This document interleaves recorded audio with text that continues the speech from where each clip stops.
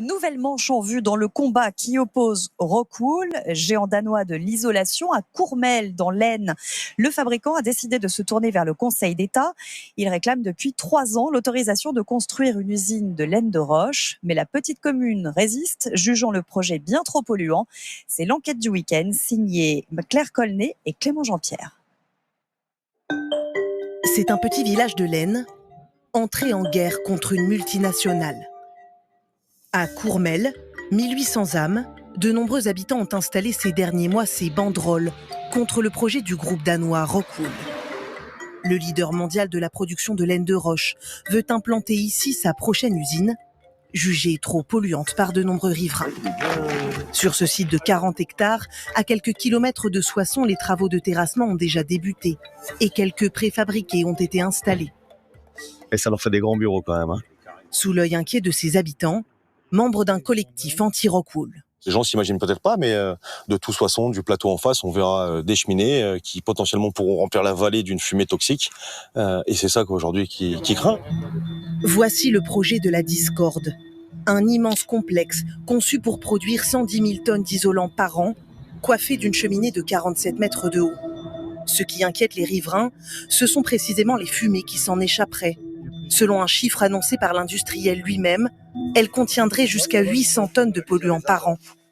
Et les premières maisons ne sont qu'à 600 mètres. Alors le projet Rockwool est prévu là-bas, en lisière des arbres en haut. Donc les cheminées dépasseront, on les verrait d'ici. Alors certains s'interrogent sur leur avenir dans la région. Si l'usine s'installe, je partirai. Ouais, sans réfléchir. Je partirai et je pense que de nombreux Soissonnais partiront.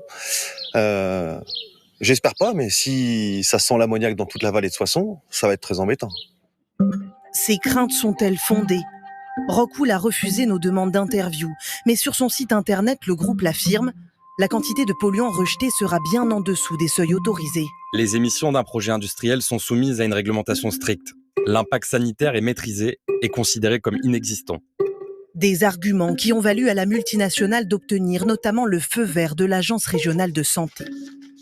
Mais selon ce médecin, qui a épluché toutes les études sur le projet, la réglementation n'est pas assez contraignante.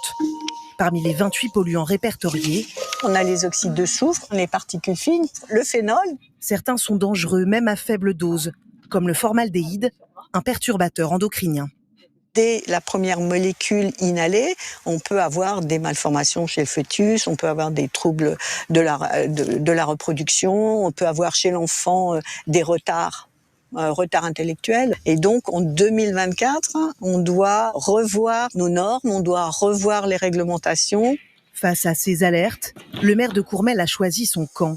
Fait rarissime dans ce type de dossier, il a longtemps refusé d'accorder un permis de construire à l'industriel, avant d'y être contraint par la justice. Il est classé parmi les projets les plus polluants de France.